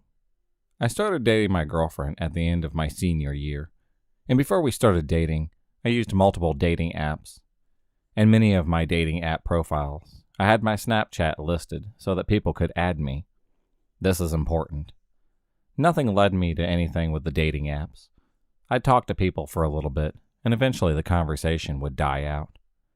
When I began dating my girlfriend, I had deleted the apps, but never deleted my account, meaning people could still see my profile and my Snapchat in it. I realized this after a few people would add me, but it didn't go anywhere because I'd tell them that I had a girlfriend. As you would imagine, the conversation would end there, but there was this one guy that added me. Let's call him Adam. And he asked me if I was available. Being straight, I was used to guys adding me, so I gave him the usual response. Sorry, I'm straight, and I have a girlfriend. I expected him to leave me alone, but he didn't. At first, the messages were normal. How was your day? What did you do today? Simple stuff like that. Being the nice guy that I am, I responded because I thought this guy just wanted to be my friend. And having a gay friend is okay with me. Then the messages got progressively more creepy. He started asking questions about my girlfriend, and not the basic questions. Questions like, do you guys have sex a lot? Or does she think that you're good in bed? I simply responded with, those are kind of personal questions, and I don't feel that it's right for me to share my dating business. Adam would always apologize and not talk to me for a few days. Then he would hit me up again and ask more creepy questions. I eventually told my girlfriend about the situation. And for those who don't know, my girlfriend is super sweet, but she is also very aggressively protective over me. So she adds this guy and basically tells him that he needs to leave me alone. Unfortunately, this enraged Adam, who responded with saying that I need to dump this bitch now because she is a cunt. Naturally, I defend my girlfriend and block Adam.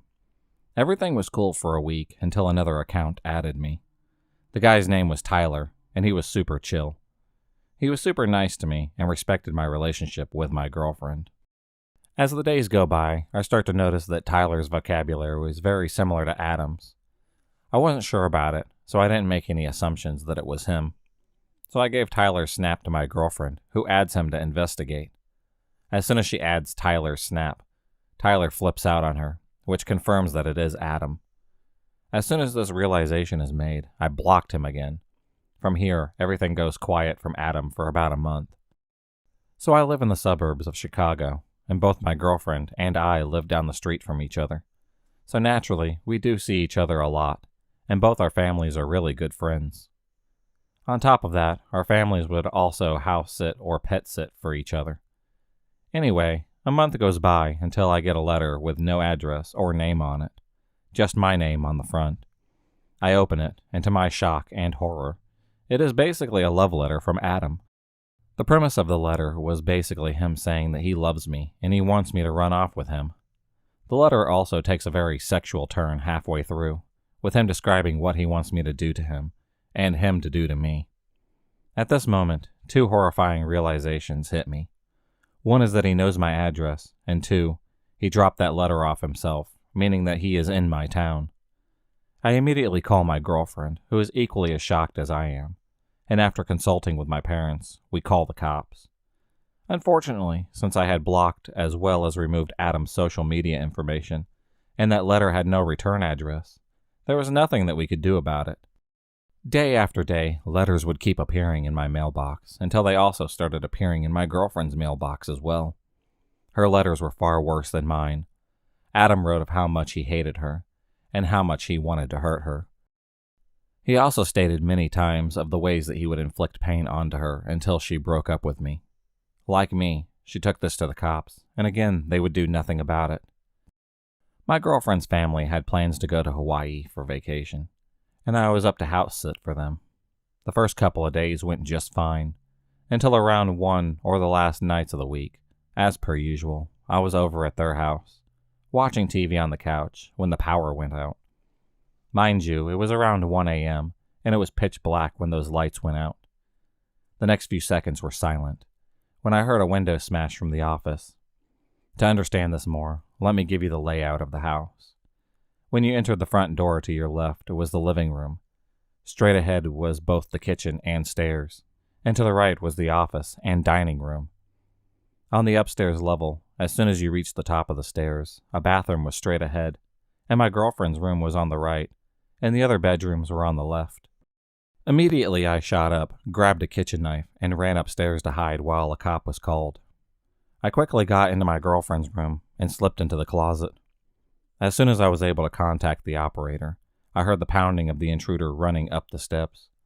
Thankfully, I had relayed all the information to the operator in time, who then stayed on the phone as we both remained quiet. The intruder took a left, and when he reached the top of the stairs, which gave more time for the cops to arrive, and for me to get ready just in case I needed to defend myself. A few minutes go by until I hear the intruder start walking towards my girlfriend's room. In the only few precious seconds that I had, I slipped out of the closet and positioned myself next to the door. As soon as he opened the door and started to enter the room, I took the kitchen knife and drove it into his shoulder. A young man screamed in pain as I heard a heavy metallic object make a loud thud. From there, I bolted out of the house, where I was met by 4 squad cars and cops with their guns raised. I threw my hands up, shouting that he was upstairs in the right room. A few minutes go by, and the intruder was dragged out, still screaming in pain. With the siren lights flooding the streets, I got a glimpse of his face. It was Adam, and I was informed later by the officer that metallic thud was made by him dropping a handgun. Adam was from Texas and had traveled up to my state to be with me. He had rented a room at a local motel and would put letters in both my girlfriend's and my mailbox daily. He would do this in the early hours of the morning, which was confirmed by the security footage of the motel that he stayed at. That night, Adam had plans to kill my girlfriend and her family so that I would choose to be with him. He managed to pry open the power box, switch off the power to her house along with the neighboring houses, and broke in with the intent of her being there. Well, unfortunate for him, she was enjoying a tropical vacation.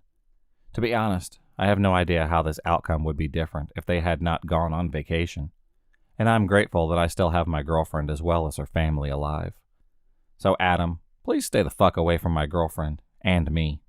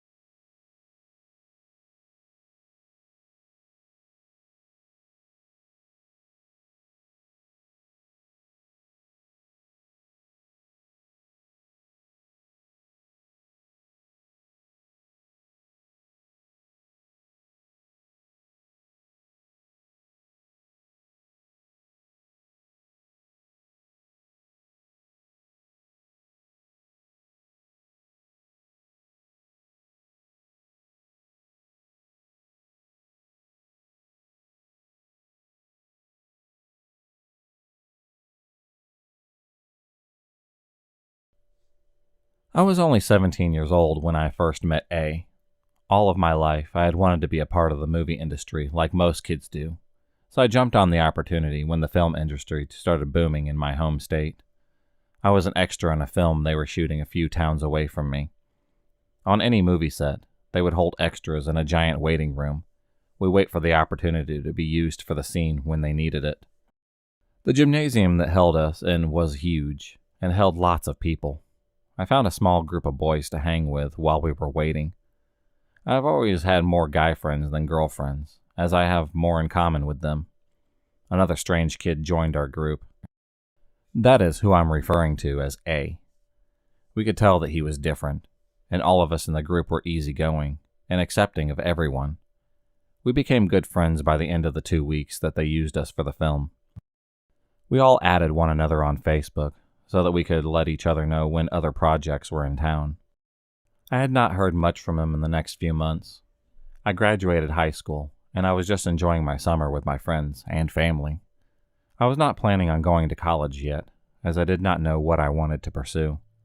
Out of the blue one day, I received an email from the casting director about another film coming to town. I jumped at the opportunity, of course. Arriving on set for the first day, I did not spot any of my friends from the first project, except for A. I was lingering by the craft section table, grabbing a few snacks, and I noticed him walking towards me. I said hello to him, and he gave me a half-assed hello. No big loss there, I guess. I was not sure why he was being a dick, and frankly, I did not care.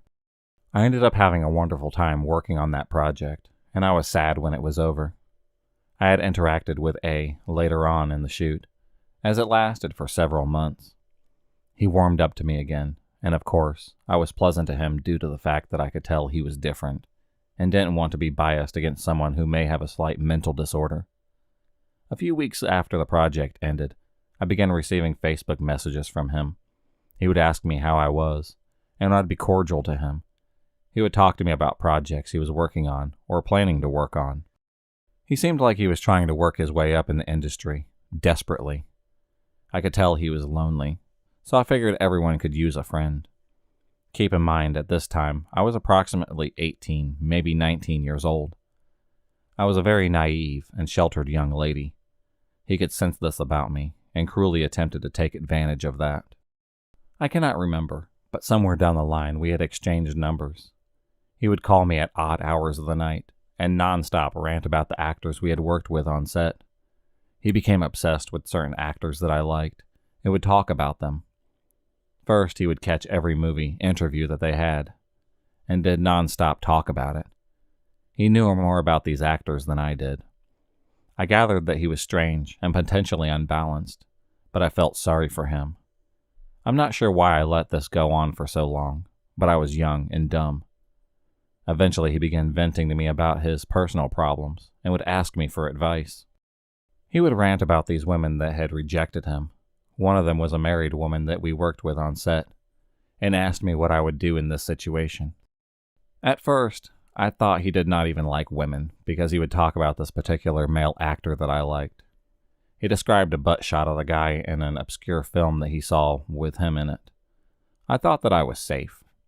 He began pretending that he had relationships with these actors that we worked with. At this point, I knew that it was all bullshit. One day I called him out on it, and he completely flipped out on me. He would not shut up about it. He kept shouting, "What do you think, I'm a liar? Why would I make this up?" We were bottom feeder extras. None of us really know any of the actors.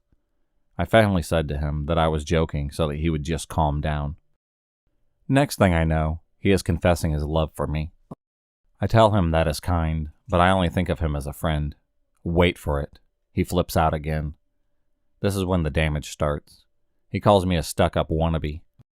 Tells me that I think that I am too good for everyone, and I am a diva princess. Not even close to being true. He completely blew up my phone with terrible, rude messages. I would get 10 to 15 messages at once. He accused me of only wanting to be in the movie industry so that I could be around celebrities. Really? That is all he talked about. I had to listen to him rant about them for hours. I was not going to be nice anymore. I replied with, "I tried to be your friend because I figured that you needed one. You seemed down at the time, but forget it. I could not change my number because of work-related reasons." By now, I had my number in several different databases so that I could know when projects were coming to town. I loved what I was doing, and I was not going to let a stand in the way of it. I blocked him on Facebook and just began ignoring his text messages. He still continued to send me stupid texts every day. He would send me a sigh or a whatever. The first few days or weeks of ignoring him, I would wake up to 10 to 20 horrible, evil text messages. At the time, I was an overly sensitive girl, and it did not sit right with me. I acknowledged the fact that this guy is clinically insane, and that I was no longer going to be the nice guy. I began working behind the scenes as a production assistant. I was told by a fellow PA that I should start listing credits on IMDb because potential employers will look you up. He recommended I list every production that I've worked on so that they knew how to handle myself on set. I did so. A few months later, I noticed that one of the users commented on my page. It was a very rude, snide remark. It was definitely considered slander, so I reported it. I clicked on the username and saw that they had commented on other members of our local community. They had made false derogatory claims about some of my friends, and I reported those comments as well. I looked further and noticed that they had made stupid comments about a few more famous actors. The same exact ones that A ranted about for hours and months before. I could tell it was A by the style of the writing, and the things that he had spoken about them working on. Some films that weren't even all that popular, and even the exact same phrases that he had said to me on the phone. I knew exactly who was trying to slander my friends and I. I found every reason to report his account, and eventually everything was taken down.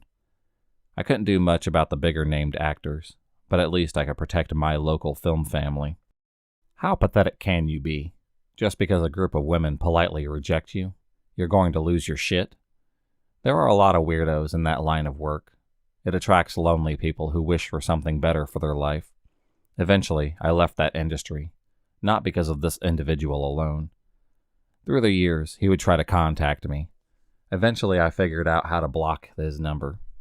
If I had a Twitter or IG account, he would say something stupid, but I would just ignore him. I was a bridesmaid in my friend's wedding.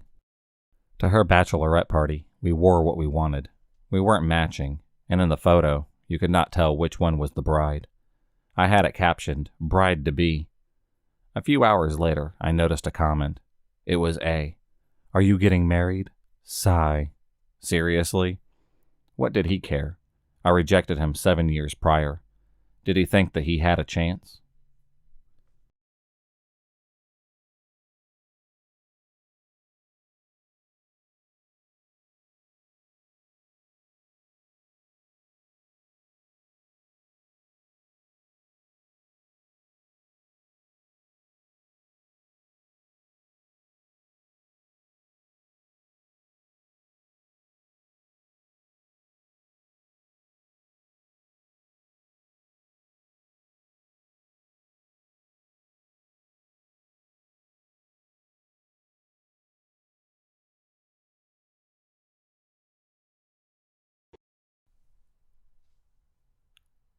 For a little background, I have played the drums for 11 years of my life, so I've gotten pretty decent at marching percussion and playing the drum set.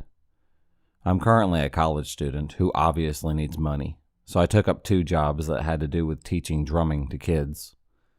The first job, which I only recently left because of the pandemic, was an amazing opportunity at a school district to be a part-time music teacher. I loved that job. This story has to do with the other music job I took up, which was at a non-profit that I don't want to name for any reasons. It just resides in my town. So at this non-profit, there are 2 main coordinators in charge who happen to be an older married couple.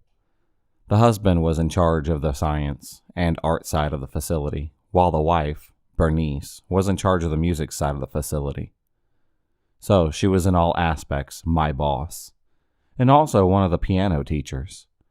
I taught drum with a high school friend of mine named Jay.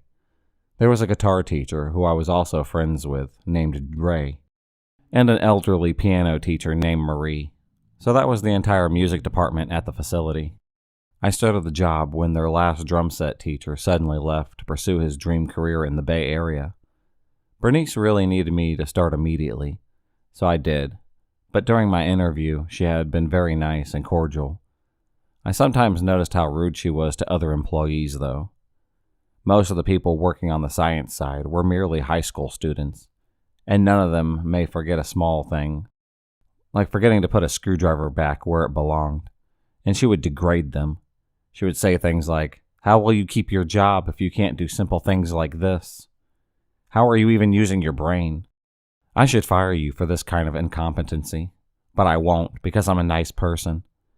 I would see this kind of stuff go down, and I could never say anything because honestly, I really didn't think it was my business, and I didn't want to get yelled at either. I will also briefly explain that she also revealed that she was very religious and homophobic, and I was very obviously not straight. I tried to ignore these outbursts, but they started to get to me. I would try to talk to those kids afterwards and reassure them that they could only do their best, and that should be good enough. A few months into the job, I even tried to talk to her about it, but that was a huge mistake. I said that maybe she shouldn't be so hard on them since they are still just kids. She had been cheerful and smiling, but once I finished that sentence, she got quiet. Her expression went blank, and her eyes turned cold. If looks could kill, I'm sure that I would be very dead. After a few seconds of silence, she suddenly yelled, "Mind your business! The ungrateful brats need to learn their place, and so do you." I was absolutely stunned. I had no words. I have never been yelled like that by a boss in any of my jobs before, so it really shook me. I just sat there with what I'm guessing was a look of shock. She then immediately went back to smiling and simply said, "I think you have a lesson with little Timmy in 5 minutes, don't you? Better get ready for it." And she said it with a fucking smile on her face. Like, what the hell? I just got up and got ready for my next lesson. After that, I began to get yelled at by her pretty much every week for the smallest thing. Maybe if I finished a lesson a minute early, or I forgot to fill in my timesheet right away. I endured months of this until I finally had enough. I lasted a year and a half until I finally quit. When I quit, she encouraged me to call or text anytime, which seemed odd, considering that she had yelled at me every day for the last week that I worked. I thanked her for the opportunity that she gave me and left without incident, or at least I thought it was without incident. Before I left my position, I recommended to a parent to have their kid get lessons from a friend of mine because her son was an absolute musical prodigy who needed more intense training to grow as a musician. She thanked me, and I connected them, and he's actually still getting lessons from my friend. I get occasional videos of his progress, and I'm just so proud of him. Only 10, and he can outplay me easily on drum sets. However, the mother of the student accidentally told Bernice the reason why her son was leaving the non-profit, and said that I had recommended it. That happened in the middle of January of 2020. By the end of January, my email inbox had been flooded with emails from Bernice. They ranged from her needing me to come back to sign a form, to obviously being mad about recommending the student leaving the non-profit. Every day there was at least 10 emails, and on bad days there were upwards of 30. I blocked her email after 2 weeks because I knew it just wasn't going to stop, and I finally had some relief. Then I noticed that she tried to friend me on Facebook and follow me on Instagram. When I blocked those accounts, it was her husband's account that tried. I then blocked those as well. She tried it again and used non-profit social media pages to follow me. I really had no idea why she was being so persistent and did not know what to do. It seemed to calm down, so I thought that she gave up. But a week later, I had a random account trying to follow me on all social media. I asked my friends that I worked with if they could see her doing this while she was in the office. So Jay and Ray went to the office when she had a lesson and looked on her monitor, and there were a bunch of tabs open. They sent me snaps of what they found, and all these tabs were the different faceless accounts on Facebook and Instagram that had been attempting to follow me. They closed them all out, and when she asked about it, they feigned ignorance and said that they had been looking for sheet music and the tabs had accidentally been closed. They said she looked super pissed, but then suddenly asked them if they had me on social media, and they just said that they didn't know and tried to walk out. Before they walked out, she asked them if they could tell her what lies I had told them, and they said she didn't know what she was talking about. She was even more pissed off and yelled at them to stop acting stupid and to tell the truth. They again told her that I never said anything about her or the non-profit. She suddenly went on a whole tangent about how I was going to steal all the students and the non-profit would have to shut down. From here, she never spoke to them about it again. But after this, I did notice I started seeing her whenever I went to Walmart in town to get groceries. I'm telling you, 8 out of 10 times that I would go, she would be there. She never spoke a word to me, but she always just kind of lurked. One day, my younger sister said Bernice spoke to her while she was at McDonald's inside the Walmart, when she went after school to grab food with her friends. Luckily, my sister knew who she was, so she knew not to give any information to her when she asked if she was my sister and how I was doing. My sister kindly said she didn't know who she was and didn't feel comfortable talking to her, and then proceeded to ignore her. Bernice just smiled and then left, but my sister called me shortly afterwards and asked for a pickup from Walmart because she felt extremely uncomfortable. I sped over from my college and got there within 15 minutes. She ran out and got in my car, and we sped off. As I left the parking lot, I could see Bernice's car had pulled out of a space and was following us. I knew it was her car because I had seen it every time I went to work, and it had a logo for the non-profit on the side of it, so it was hard to miss. I realized she had been waiting in that space to either follow my sister back to the school, or in this case, follow me who had picked her up. I drive a bright red Honda Civic, so it's pretty easy to see even from a distance, so I knew that I had to loose this crazy lady because I had no idea what her intentions were. So I decided to take some side street and drive all kinds of random ways through our town. I even got on a highway that takes you to the closest major city, and then I got off on a random country road. It was insane because this woman was persistent. She caught up and kept up with me until I got to the highway. I easily was going 80 to 90 miles per hour and weaving in and out of traffic to lose her. And eventually I did. Then I parked in between some orchards off on the country roads that I took. My sister had been on the phone with our mom the entire time, who had then proceeded to tell her our town's police. They know. We got on the phone with them, and they told us to drive to the police station, and there'd be someone waiting to help us. So I made my way back to town while constantly checking my mirrors for Bernice. We made it, and I gave a statement. They made a report, and then asked me to describe the car. I said it was a burgundy SUV, with a non-profits logo on the side. They said that should be easy to find, and they went straight to the non-profit to find her. Sadly, Bernice had an alibi waiting for them when they got there. She showed them the security footage of the front of the facility, and the burgundy SUV with the logo had been sitting in its spot since she opened, so there was no way that she could have been following anyone, according to the police. They said there was nothing more that they could do, and it was left at that. But I knew what I had seen. It was messing with my mind for days until I finally got my answer on how the hell she pulled off that stunt. Jay informed me 2 weeks later that Bernice had announced that they had bought an identical SUV with the logo, and everything for the non-profit. I was stunned. It was the same make, model, and color of the other SUV. Even the license plate were almost identical, only having 2 digits different from the original SUV's plate. Bernice had played the cops into thinking that I had an overactive imagination. She knew exactly what she was doing. I was just so frustrated by this point. Eventually I emailed her and told her to stay away from my family, because I was never going to be talking to her again, and clarified that I had no intentions of taking any students from her. Hell, I'm not even a goddamn music major, so why would I want to continue doing anything music-oriented? Her reply was almost instantaneous. Sounds good, dear. Take care now, and be sure to tell your sister that I said hi. Bernice, I really hope that I never see you again.